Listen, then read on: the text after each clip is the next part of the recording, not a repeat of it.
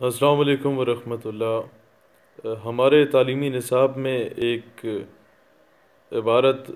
اور یا حدیث کے طور پہ کوٹ کی جاتی ہے کہ ایک بڑھیا تھی جو کہ حضور صلی اللہ علیہ وآلہ وسلم پر کوڑا کرکٹ پھینکا کرتی تھی، اور جس دن وہ بیمار ہو گئی تو حضور اس کی عیادت کے لیے گئے، اس کے گھر کی صفائی بھی کی، برتن بھی دھوئے، اور یہ ساری چیزیں ہیں۔ اور جب بھی ہم لوگ ناموس رسالت صلی اللہ علیہ وآلہ وسلم کے دفاع کی بات کرتے ہیں تو لوگ کہتے ہیں نہیں جی، اسلام تو بہت امن کا درس دیتا ہے، کیونکہ حضور کے اوپر جو کوڑا کرکٹ پھینکا کرتی تھی حضور نے اس کی عیادت کی، اسے کچھ نہیں کہا،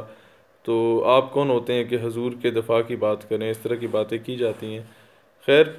میں کافی عرصہ اس حدیث جو من گھڑت حدیث تھی اس پہ میں خاموش رہا، لیکن آج فتویٰ آ چکا ہے جامعہ نعیمیہ کا کہ ایسی کوئی بھی حدیث احادیث مبارکہ کی کسی بھی مستند کتاب کا حصہ نہیں ہے۔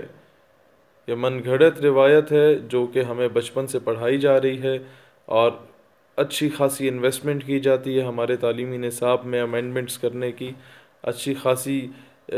پیسے لگائے جاتے ہیں کہ ہمارے تعلیمی نصاب کو تبدیل کر کے اس میں ایسی چیزیں ڈالی جائیں جس کو مستقبل میں اسلام کے خلاف استعمال کیا جا سکے، جس کو مستقبل میں ناموس رسالت صلی اللہ علیہ وآلہ وسلم کے معاملے میں اس کے خلاف استعمال کیا جا سکے۔